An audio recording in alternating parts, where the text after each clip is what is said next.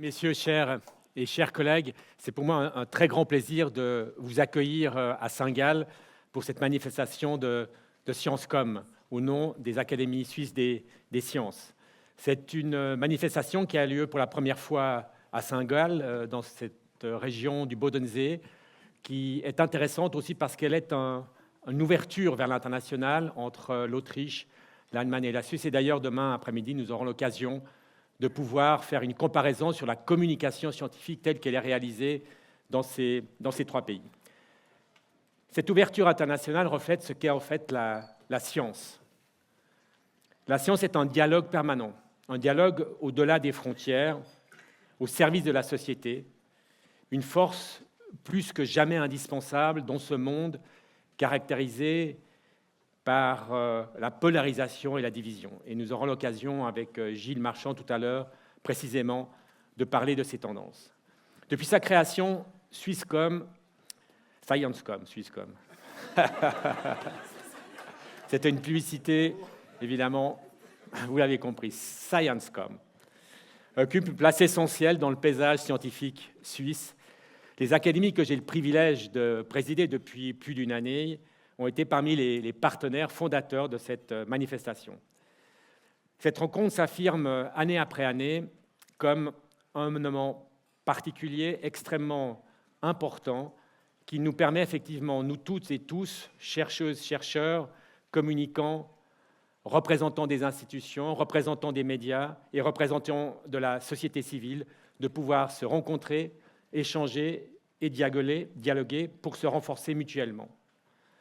Et un des thèmes centraux de cette réunion de ce jour et de demain fera d'ailleurs l'objet d'une conférence inaugurale qui est particulièrement cruciale, puisque l'on va en particulier aborder la question du rôle de la science dans la lutte contre la désinformation et la polarisation qui gangrènent notre société.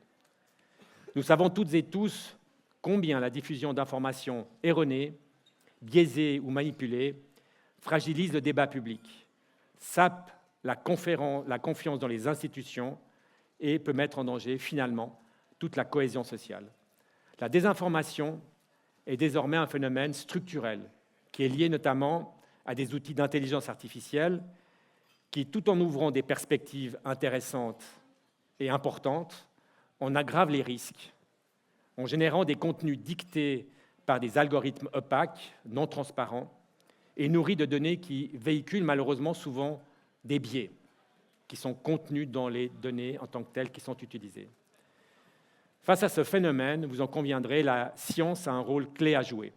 Elle doit non seulement fournir des connaissances robustes, des connaissances vérifiables, mais aussi créer des espaces de dialogue où le public peut comprendre, où le public peut questionner, où le public peut aussi développer son sens et son esprit critique. On n'a qu'à penser au débat sur la vaccination, sur les controverses liées au changement climatique, aux deepfakes et aux manipulations qui sont liées à l'intelligence artificielle. Dans chacun de ces domaines, la science et la communication scientifique sont essentielles pour construire ou reconstruire parfois la confiance et orienter les décisions politiques qui doivent être basées sur des données factuelles. Ce congrès est donc bien plus qu'une rencontre académique, une rencontre avec les communicants. Il est un lieu où nous pouvons réfléchir toutes et tous ensemble à notre responsabilité en tant que scientifiques et en tant que communicants. Comment expliquer les incertitudes de la science sans perdre la confiance du public? Le public souvent veut des réponses définitives. La science communique souvent dans l'incertain. Comment communiquer dans l'incertain? Comment transmettre aussi des faits complexes de manière claire et engageante, et c'est là où les communicants prennent en particulier toute leur importance. Comment encourager l'esprit critique sans tomber dans la simplification excessive, et c'est évidemment quelque chose qui guette souvent des scientifiques qui ont peur de trop simplifier une science qui est évidemment, par définition, extrêmement complexe. Telles sont les questions que nous aborderons ensemble dans les 2 prochaines journées. Le programme de cette édition, je crois, est à la hauteur de ses ambitions. Il a été construit à partir d'un appel à contribution et combine des sessions scientifiques stimulantes, des ateliers interactifs et un programme social propice aux échanges informels. Nous aurons également, je crois, un moment original autour de la physique au cinéma hollywoodien qui montre de manière tout à fait ludique, et le jeu est aussi une manière de communiquer extrêmement efficace, de manière ludique, comment la science peut captiver, comment la science peut sensibiliser un grand public.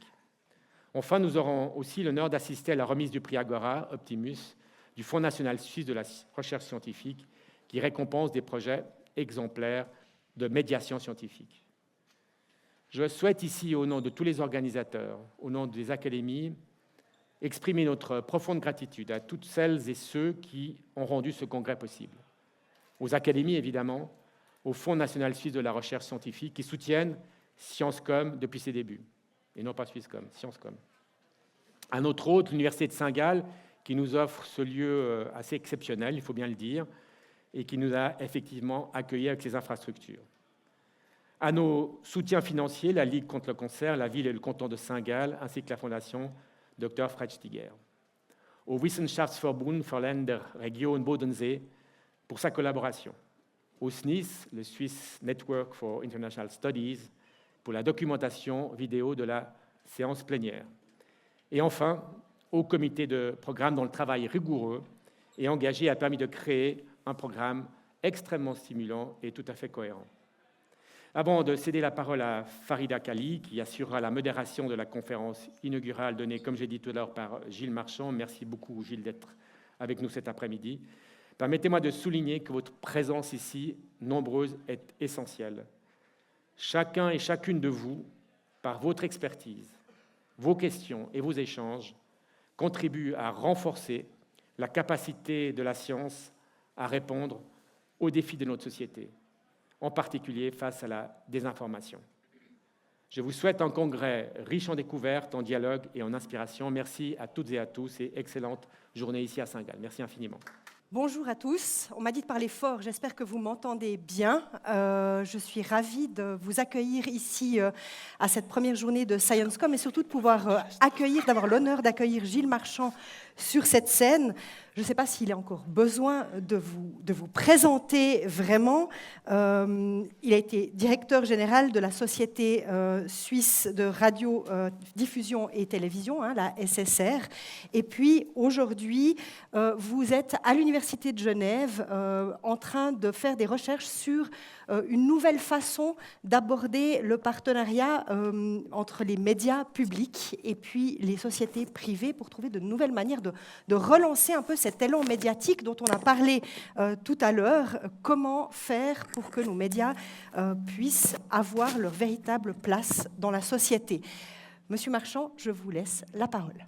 Alors, je vous souhaite à toutes et à tous aussi la bienvenue ici pour cette conférence, pour cette intervention plutôt. Vous avez beaucoup de Français jusqu'à maintenant. Eh bien, vous n'êtes pas déçus, ça va continuer. Je vais donc, comme un bon directeur général de la SSR, m'exprimer en français et vous dire aussi le plaisir que j'ai d'être parmi vous et aussi d'aborder un thème que je crois extrêmement important, totalement d'actualité, qui demande sans doute d'être considéré un peu différemment de ce que l'on a toujours pensé et fait jusqu'à maintenant. Je vais, pour parcourir au fond les enjeux, je vais utiliser un certain nombre de sources que je tiens à préciser, parce que ce sont des travaux importants qui se posent au niveau de toute l'Europe. Et je travaille notamment avec les sources que vous voyez là, et en particulier celle de l'IBU, de l'UR, qui est un observateur extrêmement attentif de toutes les évolutions médiatiques dans l'espace européen au sens large. Et j'utilise ces indicateurs pour construire aussi la réflexion avec vous. Et puis il y a d'autres institutions, par exemple Videm, qui est très intéressante pour observer l'évolution de la perception du sentiment démocratique et de sa relation avec les médias. C'est aussi des sources précieuses pour l'analyse que je vais partager avec vous aujourd'hui. La première des choses qu'il faut souligner, c'est qu'en fait, on est dans un environnement qui est quand même, disons, très préoccupant aujourd'hui du point de vue du sentiment de désinformation. Ce sentiment, les Européens le croisent très souvent, le vivent, s'en méfie beaucoup, avec un espèce de réflexe un peu bizarre, un peu presque, oui, un peu étonnant, parce que d'un côté, comme vous le voyez ici, les Européens sont très attentifs et très concernés par ce sentiment de désinformation, mais d'un autre côté, ils s'adonnent avec plaisir dans toutes les offres des réseaux sociaux qui sont les principaux pourvoyeurs de la désinformation. Donc il y a un côté un peu paradoxal, en fait, presque schizophrénique, à l'idée de s'adonner avec plaisir à quelque chose que l'on craint. Et ce phénomène-là s'observe absolument partout, dans toute l'Europe, mais aussi évidemment ailleurs, et aussi aux États-Unis ou en Amérique du Nord, qui est évidemment une source majeure de désinformation aujourd'hui. Ce sentiment de désinformation s'accompagne aussi d'un enjeu de polarisation. Alors, ici, c'est une représentation graphique qui montre que pour celles et ceux qui évaluent les risques importants pour nos sociétés, ici, c'est une étude qui a été présentée à l'occasion d'un World Economic Forum, pour ceux qui examinent au fond, qui font de la prospective, eh bien, vous voyez qu'en termes de risques majeurs pour les sociétés, la désinformation, aussi la polarisation politique sont considérés comme des risques extrêmement importants, parfois même plus importants que le changement climatique. C'est vous dire quand même de quoi on parle. Hein. C'est vraiment des enjeux qui sont très lourds et très forts et qui ont des tas de conséquences collatérales. Elles ont des conséquences collatérales, notamment sur les relations dans la société et par conséquent sur la capacité d'informer et de recevoir l'information.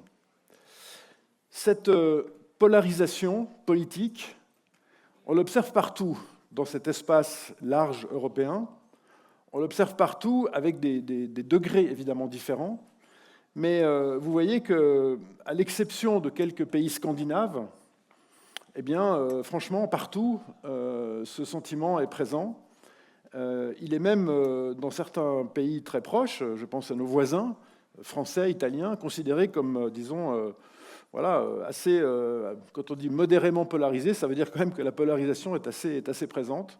Et je pense qu'il faut évidemment tenir compte de ça quand on examine la situation ensuite des médias. On voit aussi que dans l'Est de l'Europe, ce sentiment est renforcé.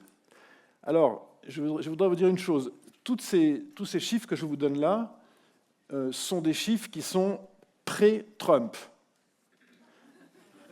Donc, on peut rajouter 10% à peu près à tout ce que je vais vous dire, parce que... Mais pourquoi ça revient toujours en arrière, ça ? Je sais pas. Ah ouais, bon. Parce qu'en fait, l'arrivée de Donald Trump au pouvoir et les pratiques qui ont été consécutives, les pratiques aux États-Unis, mais aussi dans d'autres pays, pas seulement aux États-Unis, ont augmenté de manière très spectaculaire ce sentiment de polarisation. On l'observe avec des études récentes, mais comme elles ne sont pas encore consolidées comme celles que je vous présente, alors gardez en tête qu'ici on parle d'une situation qui touche jusqu'aux années 23-24, et évidemment tout ce que je vous dis s'est aggravé. Alors ici c'est un très bon exemple. On mesure dans les zones géographiques dans le monde comment ce sentiment de polarisation est ressenti.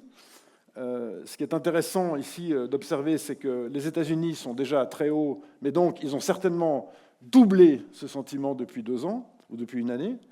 Et puis en ce qui concerne l'Europe que nous connaissons, nous, moi je mets en évidence quand même cette augmentation très importante de ce sentiment de polarisation politique, avec cette hausse qui est quand même quelque chose qu'il faut surveiller de près. En fait, il y a une espèce de regroupement familial du sentiment de polarisation politique un peu partout dans les sociétés occidentales notamment.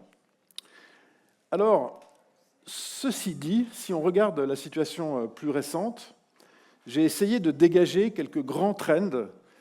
Là, ce sont des trends plutôt sociologiques, mais disons quelques grands trends qui caractérisent l'environnement dans lequel nous communiquons.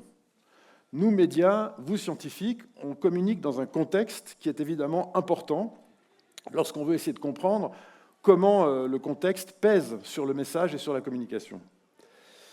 Alors, le premier grand trend que j'aimerais pointer, évidemment, c'est celui de la globalisation, l'interconnexion, le développement un peu systémique des choses. Tout est relié à tout.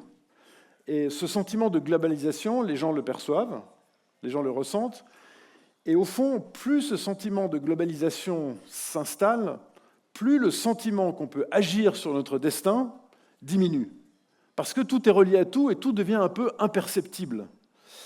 Alors, cette idée de la globalisation, c'est aussi quelque chose qui tente à éloigner le sentiment de responsabilité. On se dit, mais finalement, dans un contexte où tout est connecté à tout, qu'est-ce que je peux faire moi comme personne?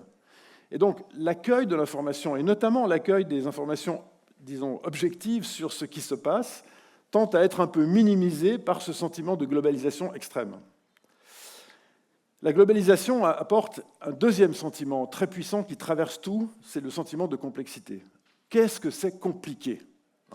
On se dit, mais bon, très bien, on a accès à beaucoup d'informations, on comprend que tout est interconnecté, mais pour autant, comment est-ce qu'on arrive à déceler ce qui est important, ce qui est significatif dans ce contexte? Donc, la complexité est un trend très important qui vient renforcer ce sentiment un peu de paralysie qui est consécutif à la globalisation. Et puis le troisième trend très important qui caractérise la période actuelle, c'est évidemment cette idée de la fragmentation. Cette fragmentation, elle est évidemment portée par la numérisation de la société, mais elle va au-delà, parce qu'elle apporte aussi des impacts importants sur la question de l'acquisition de la connaissance, la question linéaire, au fond. On est dans un monde qui ne se pense plus de manière linéaire. On pense le monde de manière fragmentée. Mais quand on regarde les conséquences que cela a sur le processus d'apprentissage, à quelque niveau que ce soit, eh bien évidemment, c'est un peu compliqué parce que beaucoup de processus d'apprentissage imposent une vision un peu linéaire des choses. On commence quelque part et on finit là. Un raisonnement se construit, etc. Quand on est dans un monde qui se fragmente avec l'idée qu'on peut accéder à tout le temps, de toutes les façons possibles, alors évidemment, cette notion de linéarité, disons, se déplace. Et dans le cas des médias, évidemment que ça, c'est tout l'enjeu de la manière dont on propose des contenus et dont ces contenus sont ensuite de ça intégrés par le public. Donc, je crois que ces trois grands trends, si vous voulez, sont des éléments marqueurs du contexte dans lequel nous travaillons. Et puis, ils amènent des conséquences. Ils amènent des conséquences qui sont aussi assez visibles. La première d'entre elles, c'est celle-là. Alors moi, je l'appelle l'égocratie, c'est un petit jeu de mots, mais en fait, c'est cette idée que finalement, tout revient, on se replie sur la dimension très personnelle. Soit parce qu'il y a la paralysie, l'inquiétude, et puis ce sentiment qu'on ne peut rien changer, soit parce qu'au contraire, on a l'impression que grâce aux nouveaux médias disponibles, eh bien, on peut porter notre voix individuelle partout. L'égocratie, c'est vraiment la mise en majesté de l'individu qui se sent aujourd'hui absolument surpuissant, ou alors qui se renferme dans sa petite sphère personnelle pour ne pas avoir à supporter l'environnement important qui est autour de lui. Le deuxième dommage collatéral, évidemment, c'est cette idée politique que finalement, celui qui parle fort et qui arrive à mobiliser de manière, disons, efficace avec des arguments relativement simples, eh bien, il gagne. Alors, je vous parlais tout à l'heure de ce qui se passe aux États-Unis.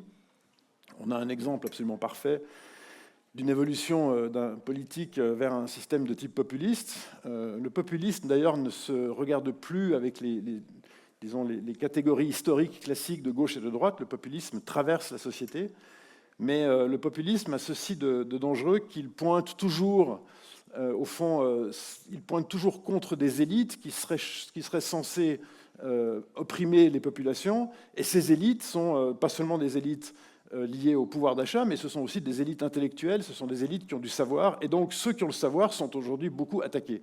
Et cette situation-là ne facilite pas la transmission d'informations entre des entités qui ont de l'information, qui ont de la documentation, et des entités qui la reçoivent. La troisième conséquence collatérale, c'est le bruit. Nous sommes dans une société du bruit, de la véhémence. Les interpellations sur les réseaux sociaux, les interpellations entre les petites communautés fragmentées sont des interpellations extrêmement bruyantes. Les arguments raisonnables ont un peu de difficulté à se faire entendre dans cette société qui crie. Et c'est un vrai problème, ça, parce qu'on n'arrive pas à construire un destin commun si on ne fait que de se jeter des anathèmes, si on ne fait que de s'insulter avec beaucoup d'émotion. Ça n'amène pas grand-chose à l'avancée de la société. Mais le fait est aujourd'hui qu'il y a beaucoup de canaux de bruit, il y a beaucoup de possibilités de faire du bruit. Et le risque de cette situation, c'est qu'on se tourne maintenant, notamment dans les médias, autour d'une espèce d'économie de l'attention. Hein. À tout prix, trouver l'attention en faisant le plus de bruit possible, ce qui n'est pas forcément compatible avec l'idée d'amener quelque chose de satisfaisant et d'intéressant pour les populations.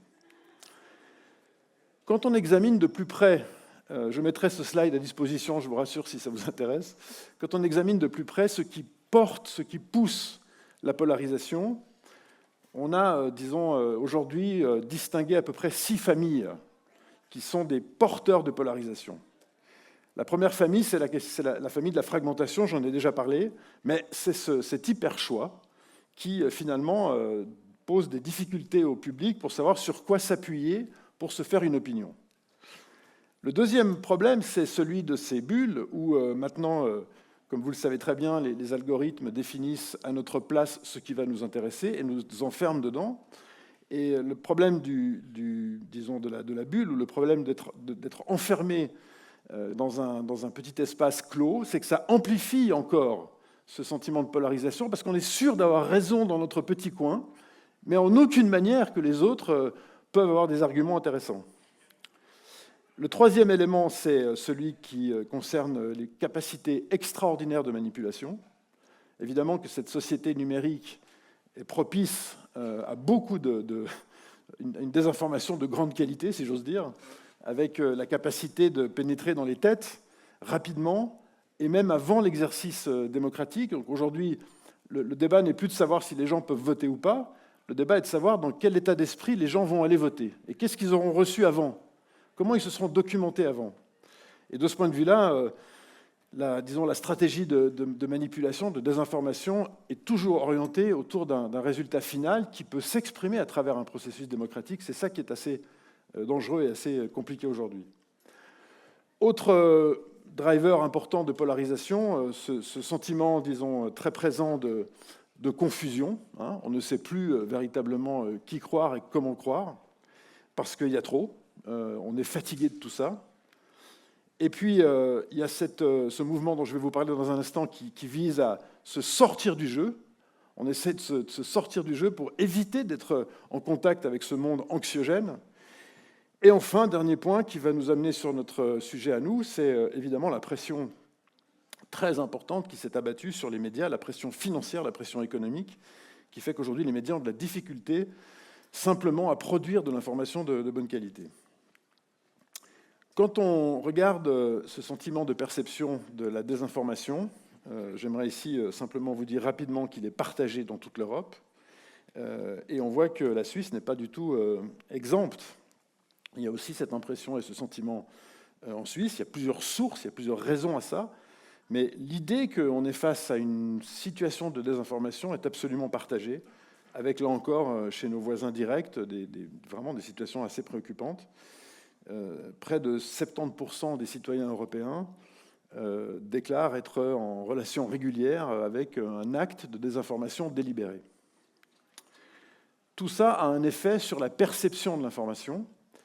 Alors, il y a une nuance entre, disons, l'information qui est issue de journaux ou de médias que l'on utilise et puis la perception générale, mais quand même, vous voyez que à l'exception de cette petite phase particulière, qui était d'ailleurs liée à ce qui s'est passé autour du Covid, dont Yves a parlé précédemment, en fait, on est dans un trend qui n'est pas très bon, et on a quand même aujourd'hui moins de 50% de la population qui considère a priori qu'on peut faire confiance dans l'offre d'information, tous médias confondus.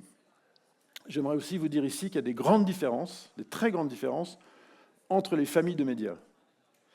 Alors, je ne veux pas faire du tout l'apologie du service public, je ne suis plus en fonction, mais évidemment que la perception de la qualité de l'information ou de la confiance dans l'information est beaucoup plus élevée dans toute l'Europe sur les services publics que dans les médias commerciaux, qui évidemment ont une autre dynamique de fonctionnement et qui doivent absolument trouver, suffisamment d'attention et d'écoute pour avoir suffisamment d'audience et tenter de garder un peu de pub.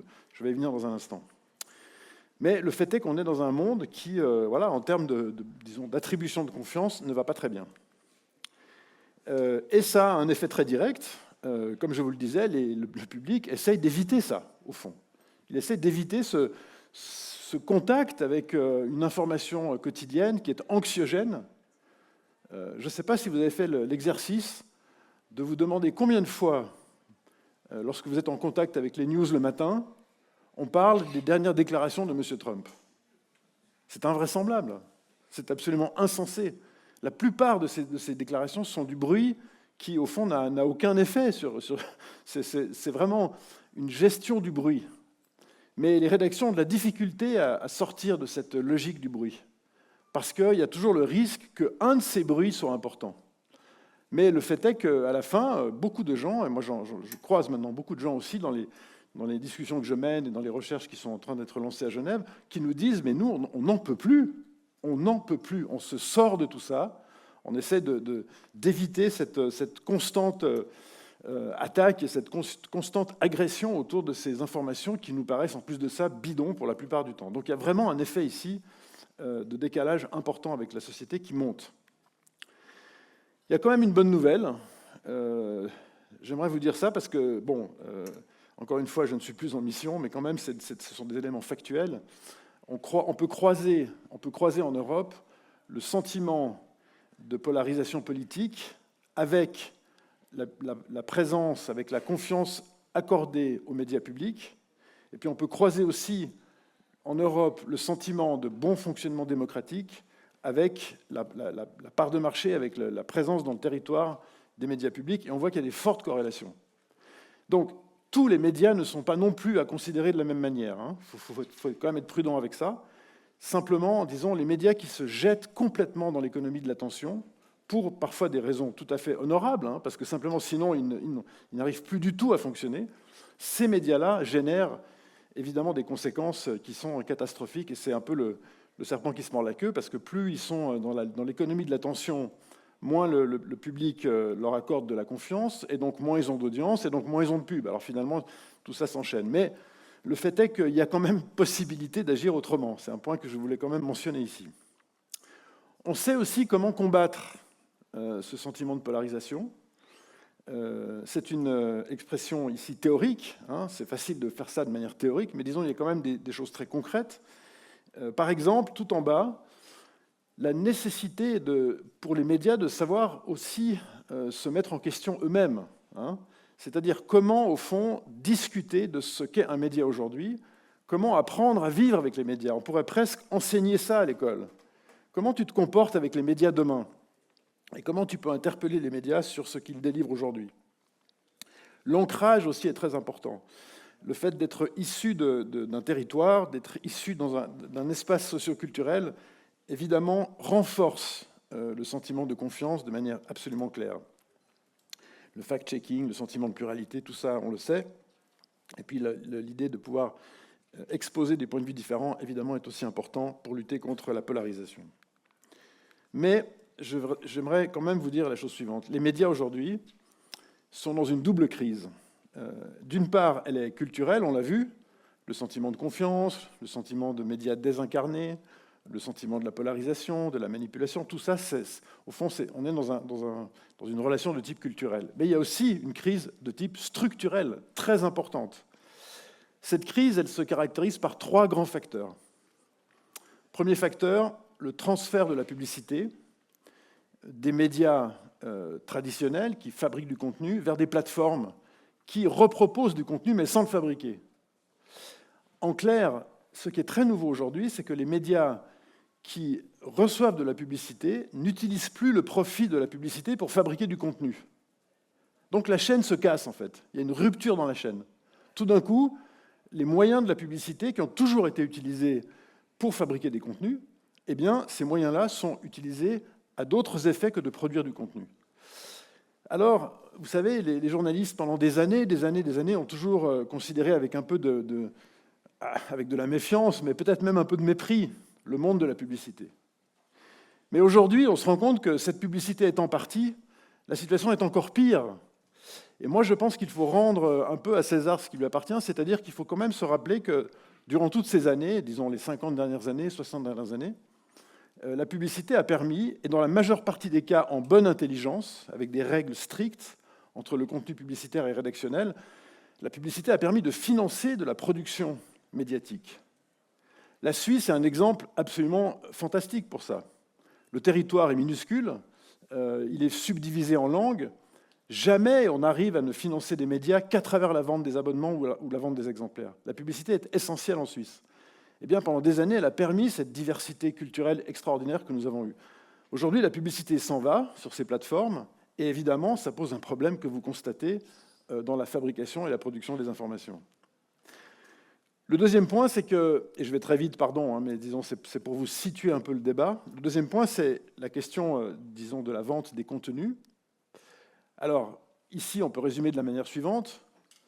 Tout le monde, vous toutes et tous, êtes prêts à payer cher pour un accès, pour une connexion.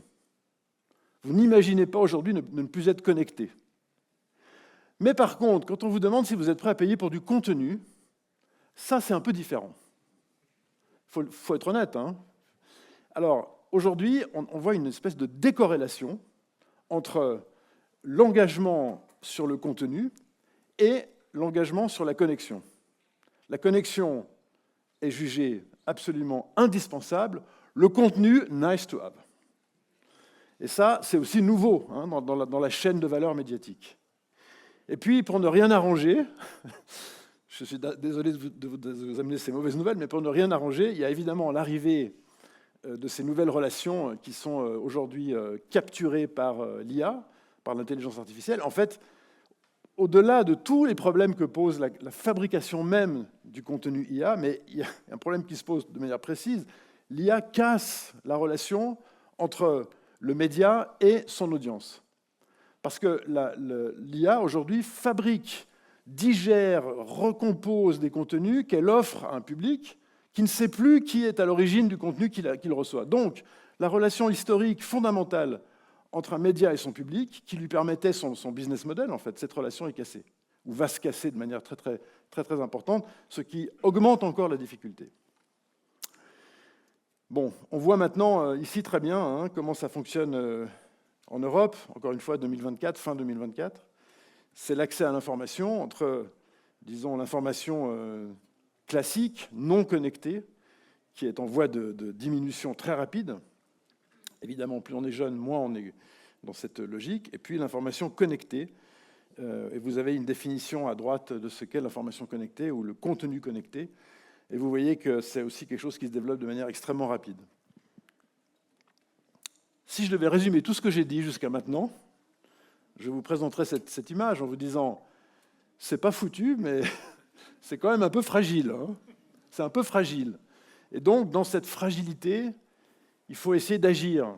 Alors, à Genève, à l'université, on essaye de développer, au fond, une réflexion autour des nouvelles formes de financement des médias, et notamment la relation très complexe entre la philanthropie au sens large et, disons, la production médiatique, avec l'idée de construire une espèce de mode d'emploi, une charte qui permette de réguler la relation pour établir la légitimité de celui qui veut donner et la légitimité de celui qui peut recevoir. Pour ça, on travaille sur la gouvernance, on travaille sur les modalités de l'intervention, on travaille aussi sur l'intention. Qu'est-ce que les philanthropes sont prêts à dire publiquement de leurs engagements et comment est-ce que les médias sont prêts à, au fond, s'organiser pour recevoir ce soutien et comment est-ce qu'ils peuvent témoigner de leur contribution à la société, de leur utilité. Si je parle trop vite, il faut me dire, il faut me faire signe. Ça va ? Ça va. Bon, ça va plus ou moins. Bon, je vais essayer d'aller un peu moins vite. Mais disons, la situation est que on ne peut pas, je crois, rester les bras croisés et regarder cette corde avec, disons, le risque quand même assez probable que le dernier brin casse. Donc c'est important d'essayer d'agir. Et je pense que d'ailleurs, vos institutions peuvent aussi agir. Et je vais vous donner quelques idées, quelques exemples à la fin de ce petit tour d'horizon. Mais il y a un fait. Il y a un fait, en gros, on est sur du moins 20. En gros. C'est en 10 ans, grosso modo, la diminution du nombre de journalistes actifs recensés dans les registres professionnels. Et puis, c'est la diminution du nombre de titres en 10 ans en Suisse. Alors, il faut se méfier, un nombre de titres, ça ne veut pas dire forcément qualité de l'information, etc.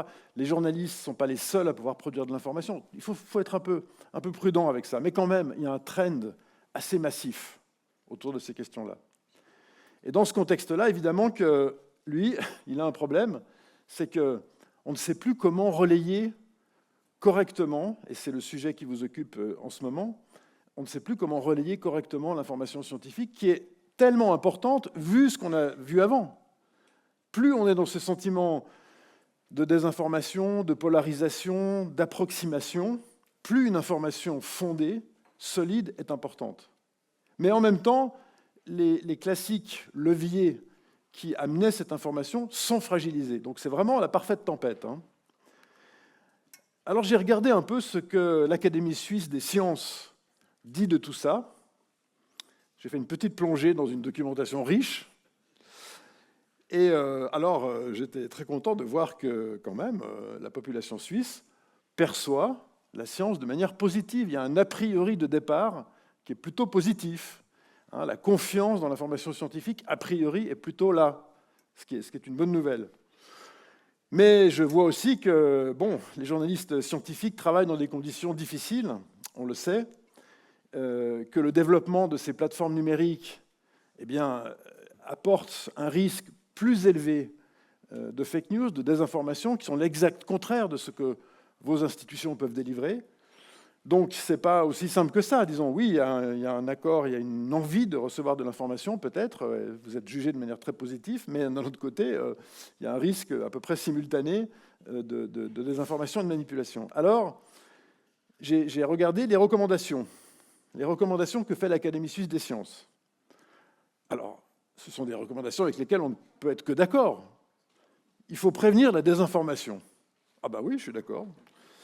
Il faut financer des projets innovants, absolument d'accord aussi. Les infrastructures de base, ça c'est déjà intéressant, je trouve. Les infrastructures de base, ça veut dire considérer l'acte d'information comme une infrastructure de base essentielle à la société, comme les routes, comme les hôpitaux. L'information scientifique, ok, très bien. Ensuite, il y a un vœu pieux, il y a un joli vœu. Le journalisme scientifique au sein des entreprises de services publics de radiodiffusion et des entreprises médiatiques en général doit être renforcé. Ok, je sais qu'avec beaucoup de conviction et d'énergie, Yves et ses collègues tentent de porter cette belle parole, mais il faut encore être entendu et que ce soit possible. Et puis, un point sur lequel je me suis arrêté, que j'ai trouvé très intéressant, sur lequel je vais revenir, les médias suisses ont besoin d'un fournisseur national d'information scientifique. Alors là, on peut commencer à se demander, ça veut dire quoi exactement, un fournisseur national d'information scientifique? Il y a quelques idées sur lesquelles je viens.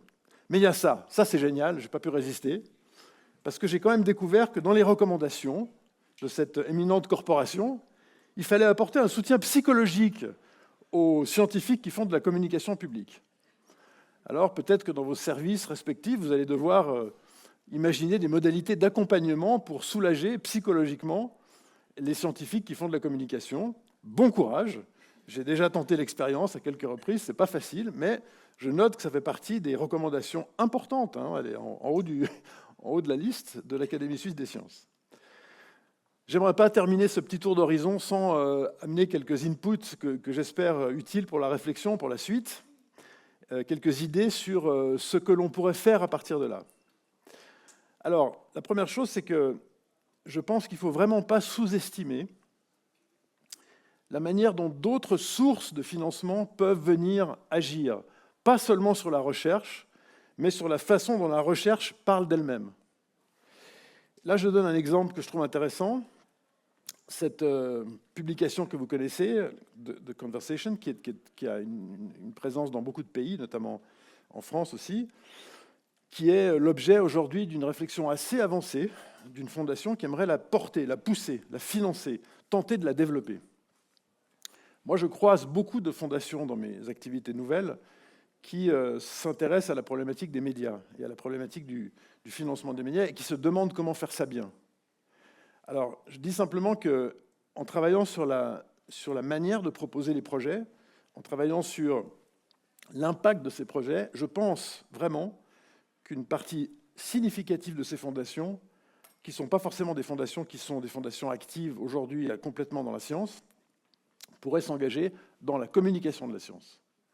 Et cette fondation-là est juste un exemple parmi d'autres, mais je le relève comme étant quelque chose qui me paraît relativement prometteur. Mais il y a une autre idée aussi. On revient à cette question de plateforme nationale d'information scientifique. Aujourd'hui, c'est marrant parce que c'est aujourd'hui même dans le train, je vois que Keystone ATS développe maintenant une offre pour les petites rédactions régionales. Ils fabriquent des pages qui peuvent être utilisées par les rédactions régionales dans les différentes langues du pays. Parce que ces petites rédactions régionales ont un besoin vital de l'ATS pour arriver à garder une offre un peu généraliste. Mais peut-être qu'on pourrait se poser la question de savoir s'il n'y aurait pas matière, au sein de l'Académie suisse des sciences, à encourager la création d'une rédaction scientifique à l'ATS, qui pourrait travailler dans les langues nationales. Avec pas trop de moyens, je pense, on arriverait à faire quelque chose d'intéressant qui rendrait de nouveau la matière accessible, parce que adressée via un canal qui lui-même est considéré comme tout à fait relevant. Je n'ai pas parlé avec Hans-Peter Kellermüller, avec le patron de l'ATS. Je signale simplement que je trouve que c'est une idée intéressante que de se demander si on ne devrait pas avoir une sorte de provider d'information national qui pourrait reproposer de manière adéquate dans les différentes parties du pays des informations scientifiques susceptibles d'être ensuite présentées au public dans les pages normales des journaux ou à la radio, à la télévision. Autre exemple, et là, permettez-moi un instant d'immodestie, puisque c'est un projet que nous avons développé avec Yves Flukiger il y a dans une autre vie, mais peut-être connaissez-vous cette plateforme qui s'appelle Avis d'experts.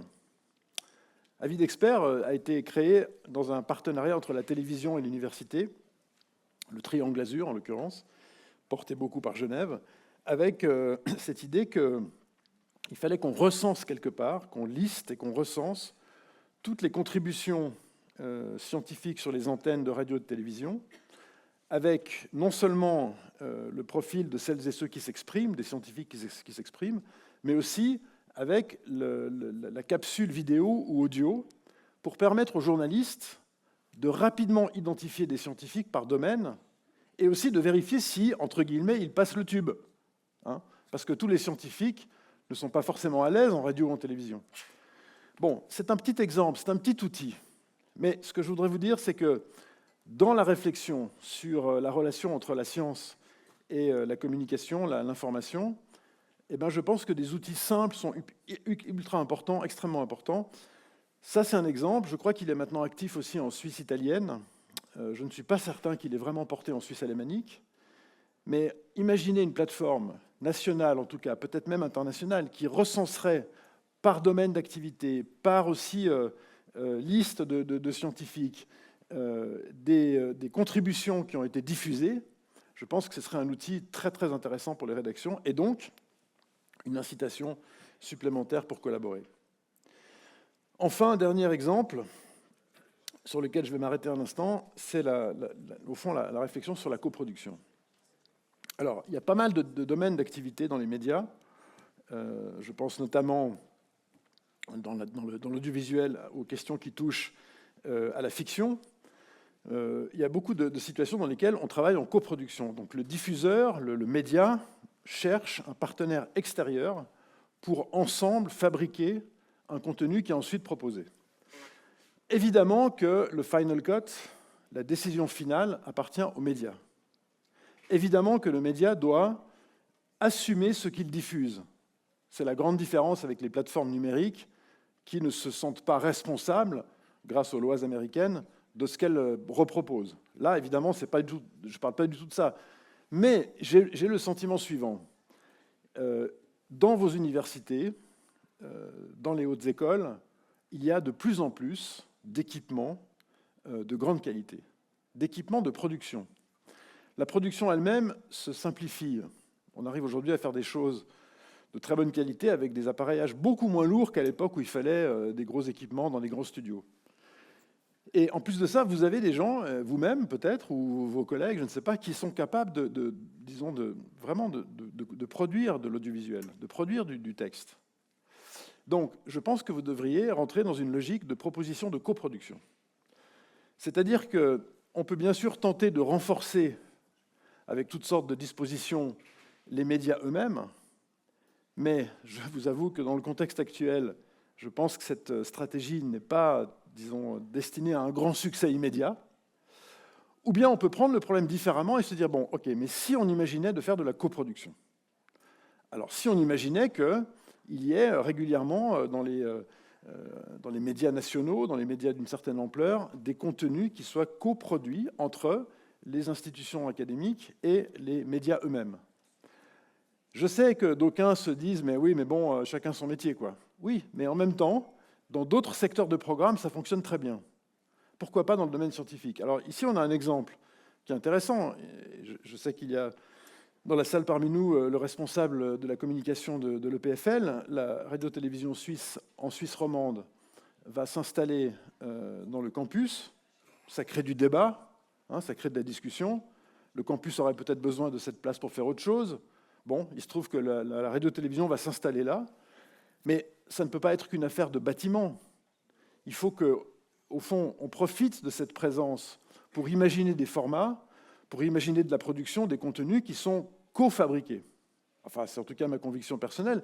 Et à Genève, pour prendre cet exemple-là que je connais bien, le campus de l'université, c'est un campus urbain, et la radio-télévision est au cœur de ce campus.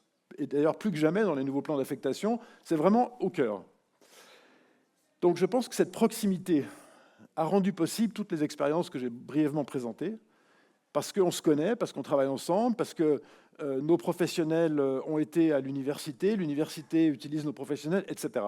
Voilà, je vois qu'il faut que je termine, donc je dis simplement que je vous recommande vraiment chaleureusement de réfléchir à cette idée d'entrer dans des logiques de coproduction, toute responsabilité clairement établie, évidemment, hein, mais plutôt en force de proposition qu'en force de plainte. Voilà, merci pour votre attention.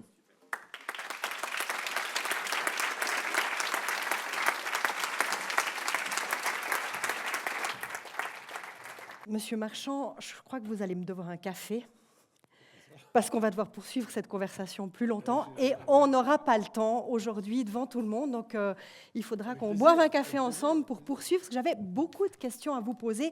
Je vais peut-être recentrer sur, disons, une question en deux parties, parce que le public qu'on a ici, ce sont des gens qui travaillent dans la communication, qui travaillent dans les services de communication de différentes unies. Vous avez évoqué cette question de la collaboration que je trouve absolument passionnante, mais malheureusement, nous ne vivons pas tous à Genève. Donc, nous ne sommes pas tous tout près sur ce... Regardez où nous sommes. Nous avons pu venir jusqu'ici, en effet. Donc, ma question, elle va porter là-dessus. Parce que moi, je travaille pour l'Université de Fribourg. Et je vous avoue que parfois, j'essaye de, comme on dit, vendre nos sujets, par exemple, à la RTS. Et je sens un petit barrière, vous allez me dire loin des yeux, loin du cœur, c'est ça? C'est exactement ça, exactement ça. Donc, ma première question, ça sera celle-ci. Est-ce que vous pouvez nous donner des conseils? Comment est-ce qu'on peut surmonter cette barrière? Et c'est ce que j'entends souvent dans ce genre de colloque. Mais finalement, vous attendez quoi de nous? Qu'est-ce qu'on peut vous donner pour que cette collaboration se fluidifie? Mais d'abord, je pense que les universités, alors si on prend l'exemple de la Suisse romande, je pense que les universités doivent faire des projets communs. Elles doivent travailler ensemble. Une grande émission, par exemple, une grande émission scientifique devrait être l'objet d'une collaboration avec les universités de la Suisse romande et pas avec l'une d'entre elles. Donc, premièrement, entre vous, imaginez déjà de mutualiser vos moyens. De quoi disposez-vous? Est-ce que vous avez des lieux de production? Est-ce que vous avez des outils de captation? Est-ce que vous avez des gens qui savent monter, etc. Ensuite, il faut amener évidemment disons, la force de proposition relative au contenu. Alors, si vous faites une proposition générique, comme ça, avec la science en général, vous pouvez proposer quelque chose qui va piocher des savoirs là où ils sont, de manière un peu successive ou alternative. Si vous êtes concentré sur un sujet précis, regardez parmi les universités de votre région laquelle a le plus de compétences là-dessus. En fait, si vous voulez, la vérité, c'est que la question physique, ce que je disais tout à l'heure sur l'histoire de l'EPFL, c'est pas une affaire de bâtiment. C'est plus une affaire de bâtiment. C'est une affaire de proximité intellectuelle, professionnelle, parfois amicale. Et ça, franchement, disons, la Suisse, c'est un confetti. Hein. Alors, disons, moi, je viens ici pour faire une petite discussion. J'habite au Diableret et je viens à Saint-Gall. D'ailleurs, je suis très impressionné par ce magnifique bâtiment. Mais c'est pas un problème de bouger, franchement. C'est vraiment pas un problème. Donc, je ne crois pas que cette idée que parce que le siège de la RTS n'est pas à Fribourg, Fribourg doit être moins maltraité. Je pense qu'il faut prendre le truc complètement à l'envers et y aller vraiment beaucoup plus pushy. Mais ce que vous êtes en train de conseiller là, c'est comme un centre de communication interuniversitaire pour Bah, savoir disons, pour pouvoir faire la coordination. Disons, je pense qu'en Suisse, ça c'est aussi le même constat que je fais par rapport aux médias, je pense qu'il faut réfléchir à la question de la langue. Disons, malgré tout, tout ne se fait pas en anglais.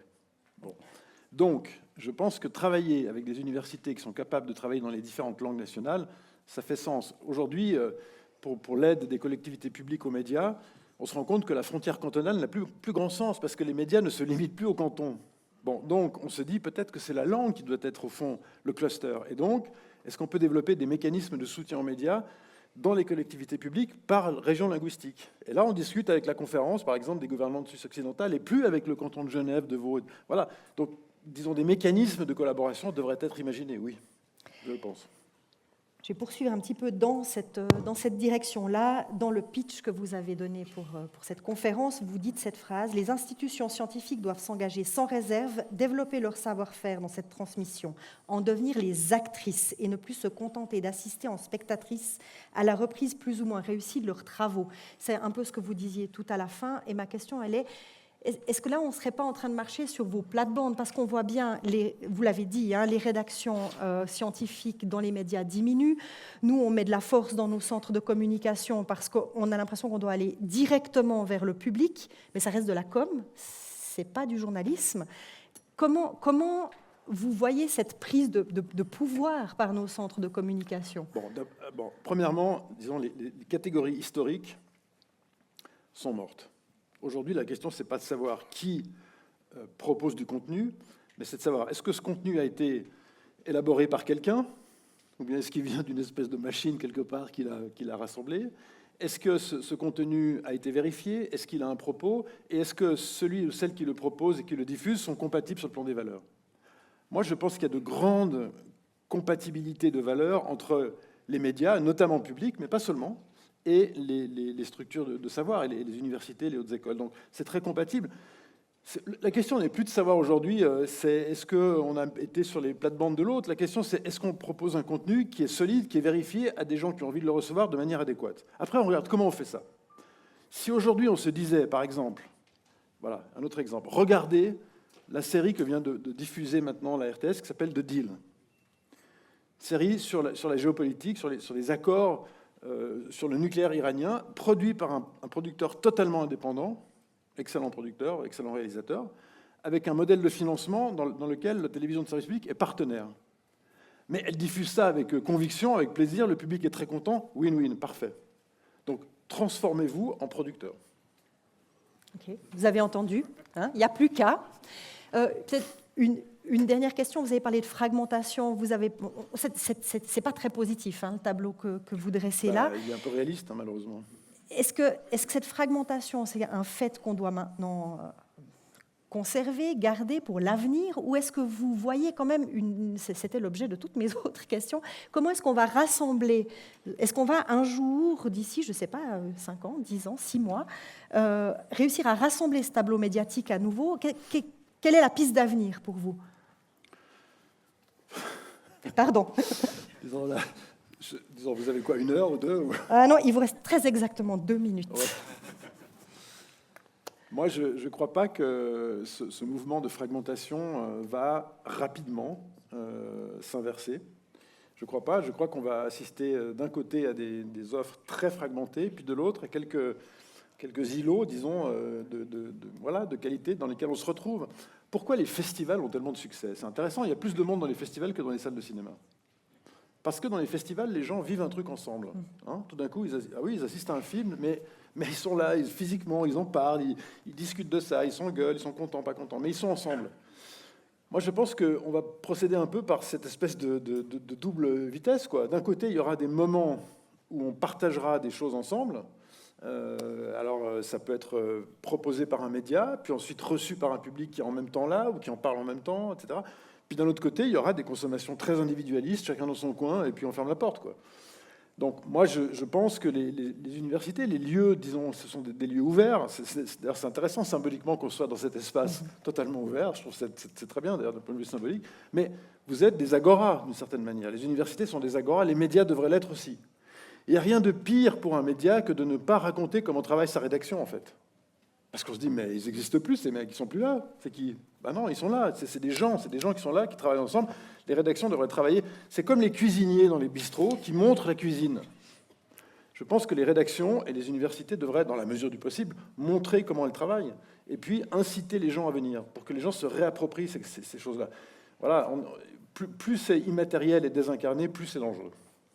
Bien, vous avez tenu exactement le pari. Merci beaucoup et bonne continuation. Merci.